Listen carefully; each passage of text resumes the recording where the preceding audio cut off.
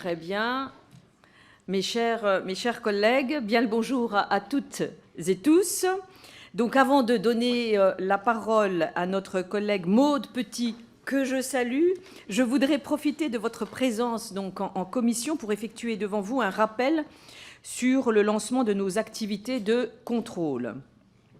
Réunis mercredi dernier, le bureau de notre commission a pris la mesure, bien sûr, de la charge très importante de notre agenda législatif. Il a cependant confirmé le lancement immédiat de 2 missions. D'abord, une mission d'évaluation de la loi Claeys-Leonetti dans la perspective de la discussion d'un projet de loi sur la fin de vie au printemps prochain. Cette mission sera composée de 19 membres afin d'assurer une représentation équitable de l'ensemble des groupes politiques, que je remercie de bien vouloir communiquer, bien sûr, le nom de leurs candidats dans les prochains jours. Je pense que vous allez avoir un mail dans ce sens.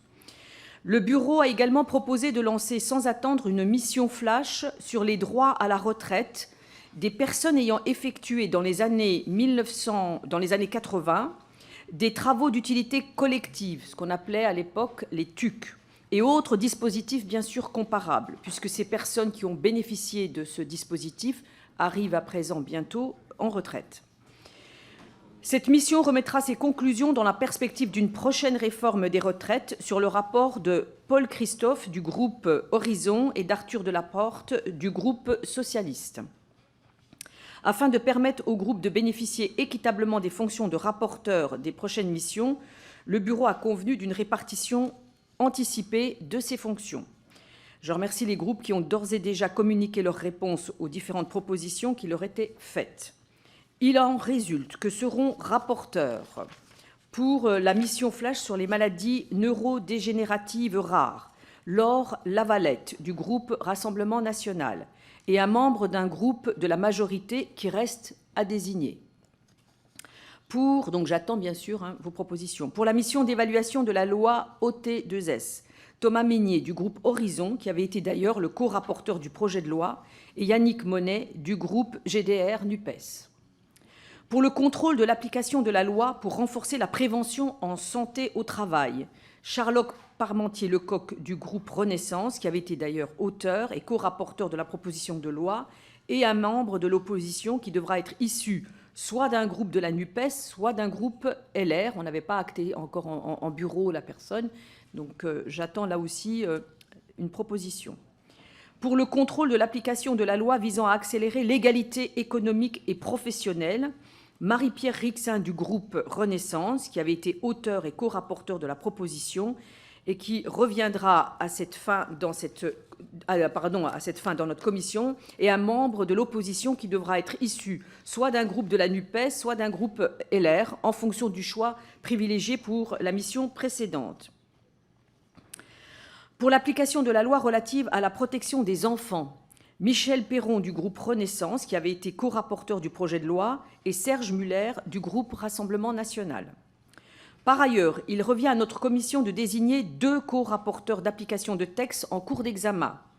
Pour la proposition de loi visant à lutter contre la fraude au compte personnel de formation et à interdire le démarchage de ses titulaires, le groupe Rassemblement national a proposé la candidature de Thierry Frappé. Pour le projet de loi portant mesures d'urgence relatives au fonctionnement du marché du travail en vue du plein emploi, je rappelle qu'il revient au groupe membre de l'intergroupe NUPES de me communiquer le nom d'un candidat. Enfin, je rappelle que notre commission doit désigner et pour des raisons de parité, pas pour une fois, voyez, un commissaire pour siéger au sein du conseil d'administration de l'Agence nationale pour l'amélioration des conditions de travail, l'ANACT, et un ou une députée pour siéger au sein du Conseil national de l'organisation sanitaire et sociale, le CNOS. Je précise que ces fonctions s'exercent au sein même de ces organismes et doivent donc être distinctes de celles de référents de notre commission auprès des dits organismes pour prévenir tout conflit, bien sûr, d'intérêts. La majorité a fait connaître son intérêt pour l'ANACT et présente comme candidat Freddy Certain. Il est donc proposé que le siège au CNOS revienne aux oppositions. Je remercie les groupes de bien vouloir me faire parvenir, bien sûr, leurs candidats dans les prochains jours. Les services de la Commission feront très rapidement parvenir au secrétariat des groupes un courriel récapitulant les désignations donc à effectuer. Le mois dernier, le groupe démocrate avait inscrit à l'ordre du jour de sa journée réservée en séance publique la proposition de loi de Maude Petit visant à permettre le transfert de trimestres de retraite au sein du couple. Rapporteur de ce texte, vous avez, Madame la rapporteure, entrepris un important travail préparatoire en vue de l'examen en commission justement de ce texte.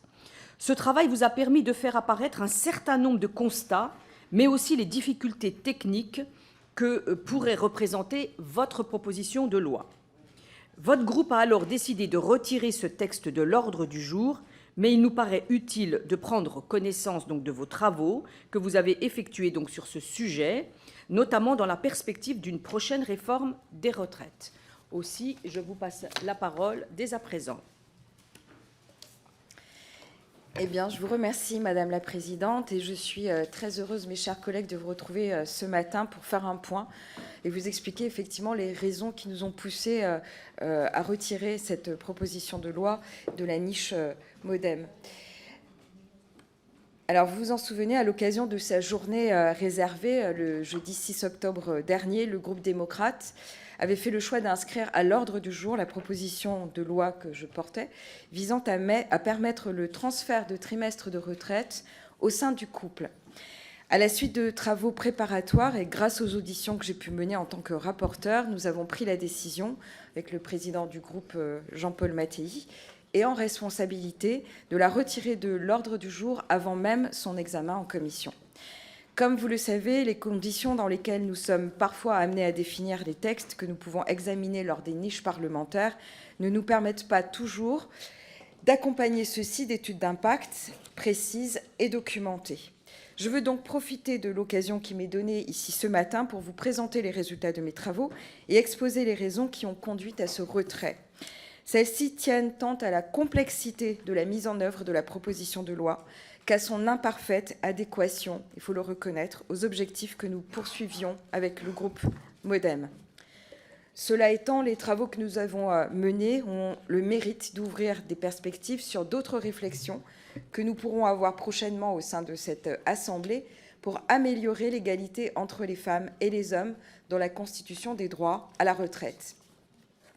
Donc, avant toute chose, permettez-moi de faire quelques rappels préalables sur le fonctionnement de notre système de retraite. Il n'est pas évident. Comme vous le savez, les pensions de retraite sont des avantages contributifs, c'est-à-dire qu'elles sont servies aux retraités en contrepartie des cotisations qu'ils ont versées tout au long de leur carrière. C'est un droit personnel qui s'attache à l'individu et non au couple. Toute personne qui a cotisé à un régime d'assurance vieillesse peut donc faire valoir ses droits à la retraite dès lors qu'elle a atteint l'âge légal de départ. Pour l'instant, c'est simple. Le montant de retraite dépend alors du salaire annuel moyen de l'assuré, auquel est appliqué un taux qui ne peut excéder un maximum appelé taux plein et qui est fixé à 50%.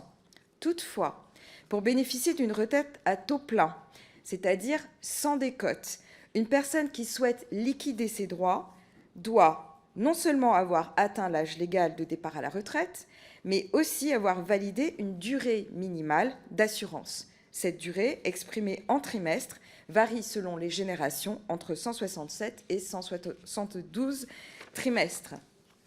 Or, force est de constater qu'au sein d'un même couple, les durées d'assurance validées, vous vous en doutez, peuvent varier grandement entre les conjoints. En permettant le transfert de trimestres de retraite, ce que nous voulions, c'était de permettre donc à deux personnes, mariées, pacsées ou en concubinage, de pouvoir partir à la retraite de façon concomitante, lorsque l'une d'entre elles n'avait pas pu valider donc une durée d'année suffisante. Cette proposition n'était pas sans poser malheureusement des problèmes de mise en œuvre d'une technicité redoutable. Et je vous explique exactement ce qu'il en était. Comme l'ont justement rappelé les caisses d'assurance vieillesse que j'ai pu auditionner, la notion de couple n'existe pas dans notre système de retraite. Il aurait donc fallu, dans un premier temps, rebâtir totalement l'architecture de leur système d'information afin qu'ils puissent intégrer cette donnée, nécessaire donc à l'application de la proposition de loi. Ensuite, En permettant de transférer à son conjoint des trimestres validés personnellement, le dispositif questionnait aussi la philosophie même de notre système de retraite qui est fondé, je vous le rappelle, sur la répartition. Il introduisait en effet une notion de patrimonialisation des droits à la retraite qui aurait bouleversé les fondements même de notre système. En outre, le fait d'ouvrir l'éligibilité du transfert de trimestre aux concubins créait un risque réel d'abus, puisque cette notion n'est pas très clairement définie. Et il est à noter d'ailleurs que les rares éléments de conjugalisation du système ne sont aujourd'hui ouverts qu'aux couples mariés, et je pense en particulier aux pensions de réversion. De plus, la proposition de loi permettait le transfert entre personnes relevant, c'était notre souhait, de régimes d'assurance de vieillesse différents. Bon. Nous le savons, le système de retraite est particulièrement complexe, avec de nombreux régimes qui connaissent donc des règles distinctes. Or, la valeur d'un trimestre n'est pas nécessairement harmonisée entre les régimes, ce qui rendait particulièrement complexe la mise en œuvre de cette proposition de loi, parce qu'elle rendait nécessaire de définir une méthode de conversion de trimestre et d'assurer les compensations financières entre chaque régime. Enfin, il était particulièrement délicat d'apprécier l'impact du dispositif sur les retraites complémentaires et les pensions de réversion. La proposition de loi soulevait donc d'importants problèmes d'ordre technique et opérationnel qui justifiaient de ne rien adopter dans la précipitation en tout cas. Cependant, aucun de ces problèmes n'était insurmontable si c'était avéré que la proposition de loi répondait avec efficacité à une véritable nécessité sociale et donc à un progrès social. Ce que je pensais intuitif, finalement, s'est révélé complètement différent. Malgré donc des intentions louables, la proposition de loi présentait surtout le risque d'aggraver les situations d'inégalité entre les femmes et les hommes, et je vous explique pourquoi. L'objectif de la proposition de loi était plus particulièrement de favoriser donc l'équité entre les femmes et les hommes en matière de conditions de liquidation de leur retraite. Nous avons en effet tous rencontré dans nos circonscriptions autour de nous le cas de mères de famille qui ont interrompu leur carrière pour élever leurs enfants et qui, une fois arrivés à l'âge de départ à la retraite, se sont retrouvés face à un terrible dilemme: faire le choix de partir mais avec une décote et donc une pension plus faible, ou repousser leur départ, parfois plusieurs années après leur conjoint. Cette situation est une réalité pour de nombreuses femmes. De fait, je vous donne quelques exemples. Pour la génération née en 1950, les femmes validaient en moyenne 8 trimestres de moins que les hommes. Et si on fait un petit retour en arrière, un petit peu plus loin encore, l'écart était de 41 trimestres pour les femmes de la génération de 1928. Donc il y a du progrès.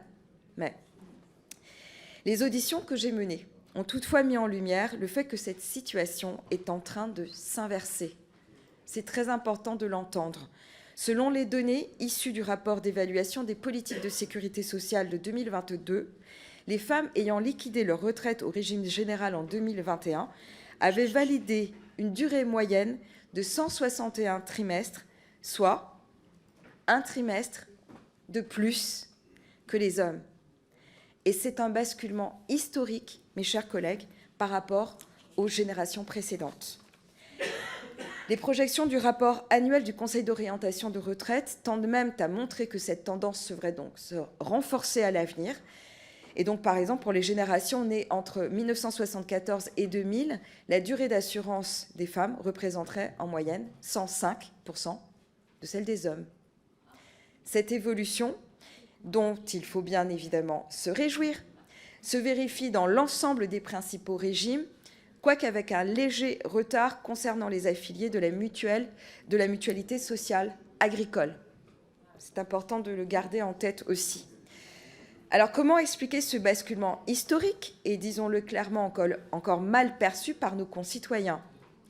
La résorption progressive de l'écart de durée d'assurance entre les femmes et les hommes résulte en réalité de la conjonction de deux facteurs, lesquels? Premièrement, d'une part, depuis 1970, l'intégration croissante des femmes au marché du travail a conduit à ce qu'une part de plus en plus importante d'entre elles justifie d'une carrière complète.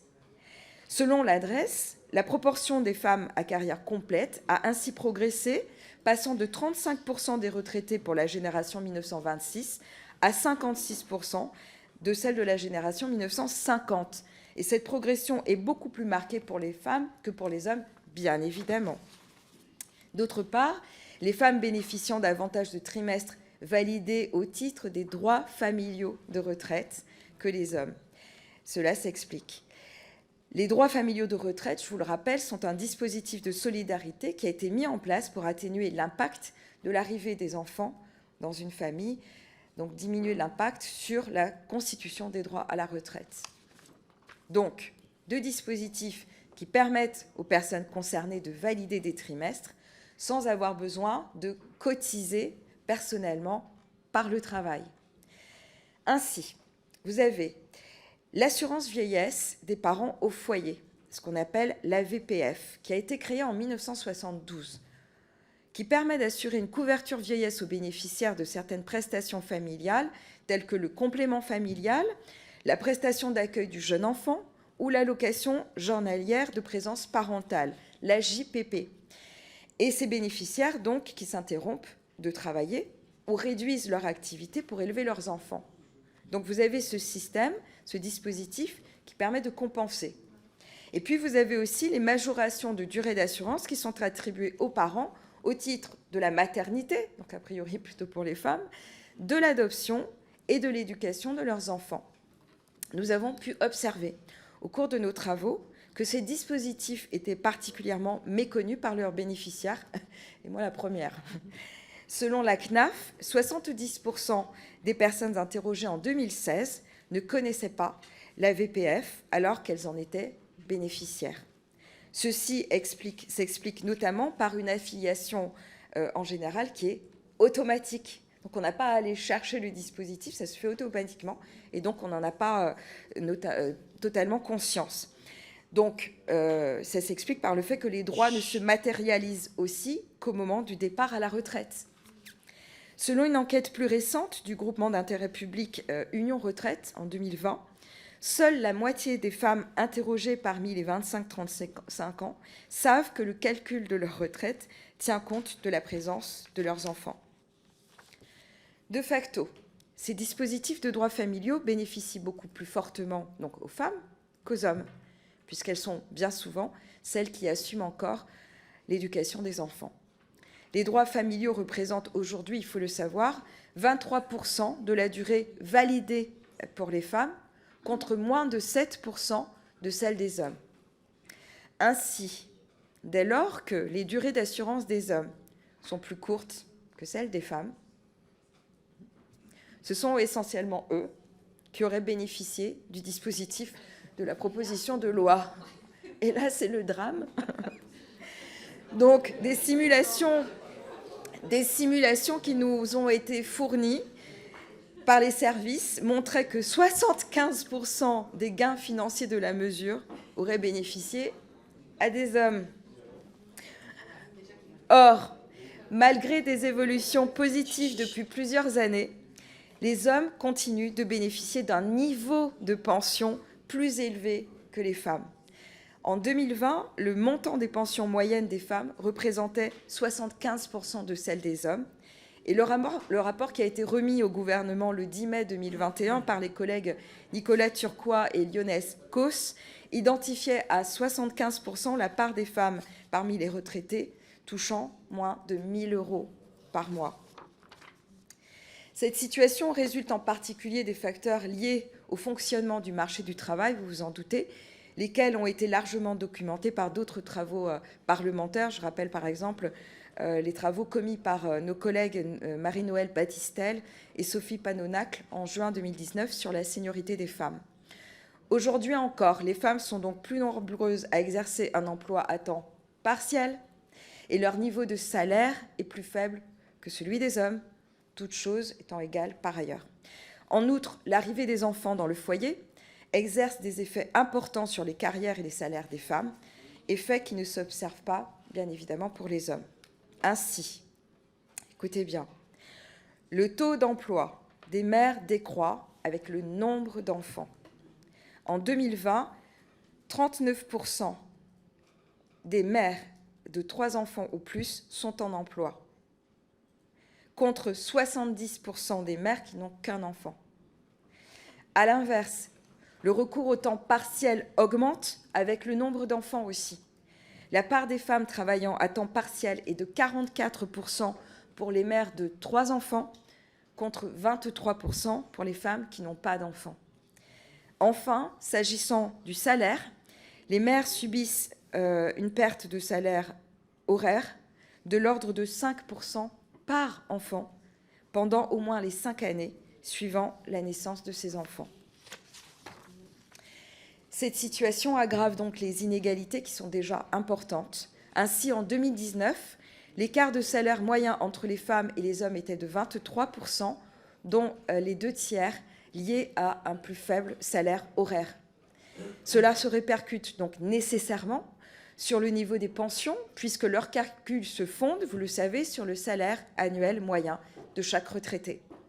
Face à ce constat, on ne pouvait donc pas maintenir un texte dont nous nous rendions compte que ses effets auraient contribué à aggraver une situation déjà inéquitable entre les femmes et les hommes.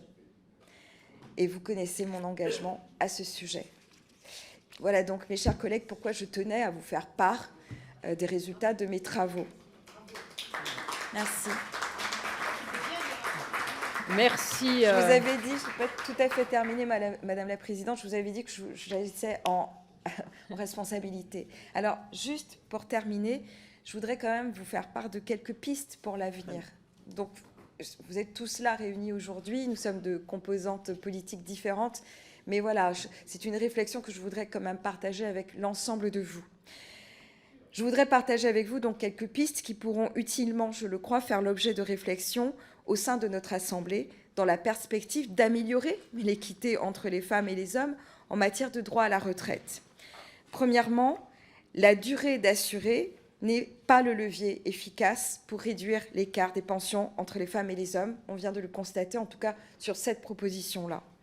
Deuxièmement, vous l'aurez compris, c'est presque intuitif maintenant, il convient plutôt d'agir sur le montant des pensions via la réduction des inégalités de salaire et un meilleur partage de la charge liée à l'arrivée des enfants. Bon. Or, comme le rappelle la Cour des comptes dans son rapport d'application des lois de financement de la sécurité sociale pour 2022, publié en octobre dernier, les droits familiaux à la retraite ont tendance à surcompenser la durée d'assurance perdue par les femmes par rapport aux hommes, du fait des interruptions ou réductions d'activité pour s'occuper des enfants, sans parvenir à compenser les pertes de salaire associées. À ce titre, et outre la poursuite des efforts consacrés à la lutte contre les discriminations salariales entre les femmes et les hommes, une réflexion pourrait, à mon sens, être menée sur une réforme des dispositifs familiaux de retraite autour de 2 idées forces.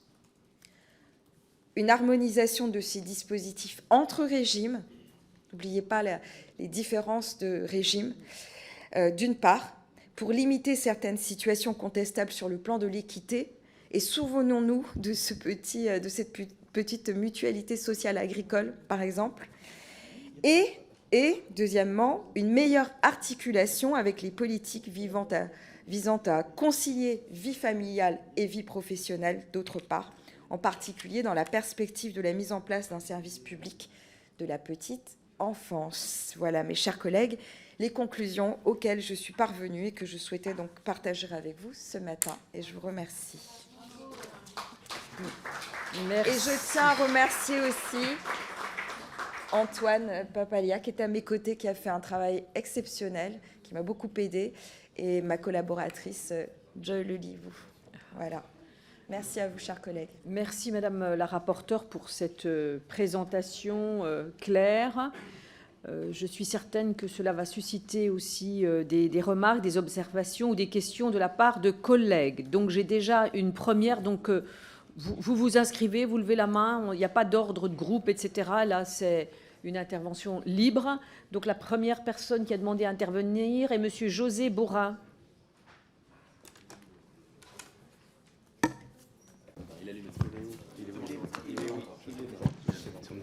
est... Voilà, parfait. Merci, Madame la Présidente. Cette proposition de loi permettant le transfert de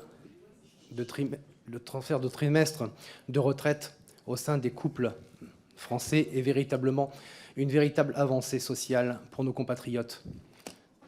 Il est effectivement nécessaire d'établir une réelle égalité au sein des couples de Français qui se retrouvent face aux défis que représente la retraite. Toutefois, il serait bon... Pardon, excusez-moi. Toutefois, il serait bon que vous nous précisiez si cela doit s'effectuer uniquement à titre gratuit. En effet,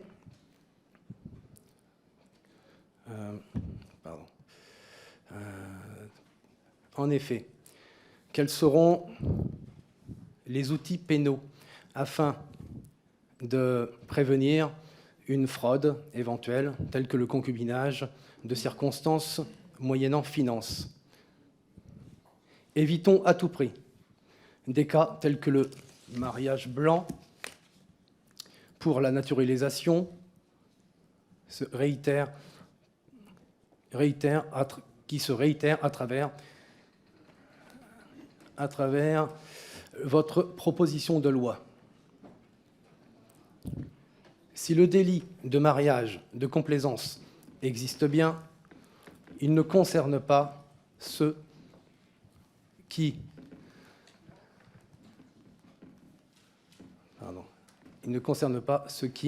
détournent l'institution du mariage dans un objectif uniquement d'obtenir un titre de séjour. Dans le cas présent, sauriez-vous prendre les mesures adéquates en vue de prévenir, de préserver la nature du mariage, des pactes et du concubinage? Pardonnez-moi, en fait, cette lecture un peu hachée, mais en fait, j'ai écrit du braille en fait sur une feuille sur des papiers qui se trouvent un peu glacés et qui est extrêmement compliqué à lire, puisqu'en fait, c'est du papier qui ne glisse pas du tout pour la lecture braille et qui n'est pas adapté. Donc pardonnez-moi cette lecture un peu hachée, peut-être, qui vous a semblé un peu compliquée, un peu pénible à écouter. Merci bien, monsieur le député. Madame la rapporteure. Merci, Madame la Présidente. Chers collègues Bora, je vous remercie de votre intervention. J'avais bien compris que vous lisiez en braille et je trouve exceptionnel qu'on puisse accueillir au sein de notre Assemblée un collègue qui n'a pas la vue et qui lit en braille. Je vais répondre à votre question très simplement, mon cher collègue. Vous dire que si nous sommes là ce matin, c'est parce que justement la proposition de loi a été retirée de l'ordre du jour. Elle ne sera pas examinée en commission, elle ne sera pas examinée en séance, parce que je vous ai fait part à l'instant des complexités de sa mise en œuvre. Et justement, le point que vous soulevez par rapport au concubinage, et vous indiquez un risque de mariage de complaisance, faisait partie des points qui fait que nous avons retiré la proposition de loi. Effectivement, vous le savez, il est relativement difficile et complexe de prouver le concubinage dans notre pays. Et donc, c'est une des raisons pour laquelle, finalement, parmi tant d'autres, je vous les ai expliquées à l'instant, c'est une des raisons pour lesquelles nous avons souhaité retirer la proposition de loi. Donc, elle ne sera pas examinée. Donc, il n'y a pas d'inquiétude à avoir par rapport à de quelconque mariage de complaisance. Voilà. Merci bien, Madame la rapporteure. Madame Isabelle Valentin, une question pour vous, Madame la rapporteure. Ou une observation. Je vous donne le micro, allez-y. Merci Madame la Présidente. Oui, c'est pas une question, en fait, c'est une remarque, puisque sous l'ancienne mandature, j'avais fait moi aussi une proposition de loi sur ce sujet-là, et j'avais communiqué un peu, effectivement, dans ma circonscription, et on reçoit énormément de mails, et encore aujourd'hui, de personnes qui nous disent, mais en fait, où en est cette proposition? Pourquoi est-ce que ça avance pas? Parce qu'en fait, c'est une mesure de justice sociale. Et je crois qu'effectivement, on se doit de poser cette question. Alors, pas seulement, on a parlé beaucoup des femmes, mais on a aussi, ça peut être aussi des messieurs, et je pense notamment à nos agriculteurs, qui, leur montant de retraite est calculé donc sur la carrière complète. Ces gens-là ont souvent été aide familiale, c'est-à-dire avec des années à zéro, alors c'est 5, 6, 7 ans. C'est des personnes qui se retrouvent avec des toutes petites retraites. Aujourd'hui, beaucoup de femmes d'agriculteurs travaillent, bien entendu, à l'extérieur, et on pourrait aussi avoir ce don de trimestre. Donc je pense qu'il ne faut pas qu'on mette ces PPL à l'oubli. Moi, j'ai été très déçue parce que vous l'aviez retiré, donc vraiment, c'était quelque chose que je portais aussi. Je crois que vraiment, on a un travail à faire tous ensemble pour essayer de voir effectivement comment est-ce qu'on peut faire avancer les choses pour qu'on ait plus de justice sociale. Et là où je suis un peu gênée, on est là pour faire la loi, que ce soit complexe et qu'il y ait beaucoup de technicité, je veux bien l'entendre, mais on ne doit pas non plus tomber de se dire si c'est trop complexe, on laisse tomber. Parce que je crois qu'effectivement, c'est après du rôle de nos administrations d'amener les réponses. Merci Madame la députée. Madame la rapporteure. Merci Madame la Présidente. Je suis parfaitement d'accord avec vous. Ça n'est jamais la complexité qui m'a empêché de faire quoi que ce soit. Je fais une petite parenthèse, mais voyez-vous, pour la déconjugalisation de l'allocation adulte handicapé, j'étais persuadée dès le départ qu'il fallait le faire, quand bien même ça pouvait être complexe. Donc je vous rejoins parfaitement à ce point de vue-là. Ce que j'ai précisé en introduction de mes propos tout à l'heure, c'était qu'il ne fallait surtout pas avoir de précipitation pour travailler sur ce texte. Donc bien évidemment, il peut-être rester des pistes d'amélioration sur un quelconque transfert, c'est à réfléchir, mais en tout cas, en l'état actuel des choses, au moment où la PPL devait être examinée en commission et en séance ensuite, c'était trop compliqué et surtout, elle n'atteignait pas son but. Il y a bien deux choses. Il y a la complexité, certes, mais ça ne m'arrêtait pas. Mais il y avait aussi le fait que nous n'atteignions pas notre cible. Et c'est aussi pour ça qu'elle a été retirée. Merci pour votre prise de parole. Très bien. Madame Gruet. Merci Madame la Présidente, merci Madame la rapporteure. Je vous remercie vraiment du travail de fond qui a été fait. Ça fait plaisir en commission d'aller un petit peu plus loin dans les sujets, parce qu'on a l'impression que des fois on balaie des sujets de société qui sont extrêmement importants sans prendre le temps de discuter et d'échanger. Donc merci pour la qualité de votre travail. En effet, les pistes recherchées sont intéressantes pour une meilleure équité entre les hommes et les femmes. Je pense également que la société évolue. On le voit dans des chiffres concrets, mais on le voit aussi au travers, je vais prendre mon exemple personnel, les hommes prennent largement part aussi à leur travail au sein de la maison, au sein du couple et au sein de la famille, et on ne peut que s'en féliciter, mais je crois que c'est normal. Et ça m'embête qu'on soit obligé de mettre l'accent dessus, alors qu'en fait, c'est quelque chose qui doit être tout à fait naturel. Ils prennent part aussi sur l'organisation de la vie familiale pour permettre aux femmes de travailler plus, de travailler mieux aussi. Et ça, c'est important de le souligner. Je ne maîtrise pas forcément les tenants et les aboutissants, mais je sais qu'il y a un rachat de trimestre qui est possible. Ça peut être aussi une organisation au sein du couple. Dans le choix du parcours de vie, nécessairement que le mari puisse racheter des trimestres pour lui, mais qui bénéficierait au sein du couple, en fait, à une meilleure revalorisation également de la pension de retraite de la femme. Après, il y a des nuances qui peuvent être intégrées. On sait qu'on aura un gros travail à faire sur la réforme des retraites. J'espère qu'on aura aussi la meilleure qualité possible d'échange, comme on a pu l'avoir ce matin, sur une toute petite partie de la retraite, mais pour autant que dans la globalité, on arrive à intégrer cette notion de vie commune, d'équité entre les hommes et les femmes dans le travail qu'on fera sur un travail de fond de réforme des retraites. En tous les cas, merci vraiment de votre travail, et puis je resterai attentive à la poursuite de vos travaux. Merci. Merci bien. Je peux passer peut-être une deuxième personne. Monsieur Clouet, vous avez la parole, monsieur le député. Merci beaucoup, Madame la Présidente. Et merci beaucoup également pour la présentation. Le principe, on ne l'accueille pas du tout avec hostilité. La question l'opportunité d'avoir une redistribution au sein des ménages, et en l'occurrence ici, selon des formes conjugales de redistribution.